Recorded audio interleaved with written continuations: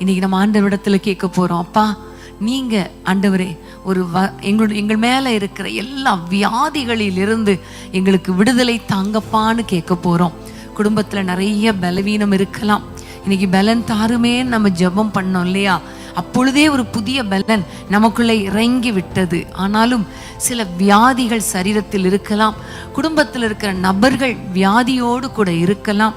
ஒருவேளை வயோதிபர்கள், அவங்களுக்கு பலவீனத்தினால மூட்டு வலி, கண் பார்வை குறைவு, அப்புறம் நிறைய காரியங்கள் பலவீனங்கள் இருக்கலாம். இன்னும் ஓடி ஓடி உழைத்து உழைத்து உழைத்து சோர்ந்து போன நிறைய பேர் இங்கே இருக்கலாம்.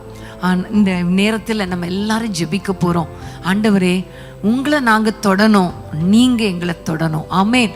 இப்பொழுது நாங்க விசுவாசத்தோடு கைகளை உயர்த்தி உங்களை நாங்க தொடுறோம். நம்முடைய வஸ்திரத்தின் ஓரத்தை தொடுவதற்கு அடையாளமாக எங்களுடைய கைகளை உயர்த்தி பிடிக்கிறோம். அப்பா ஆண்டவரே, நீங்க எங்களை தொட்டு எங்களுக்கு சுகத்தை தாங்கப்பா என்று சொல்லி ஆண்டவரை நோக்கி வேண்டிக் கொள்வோமா?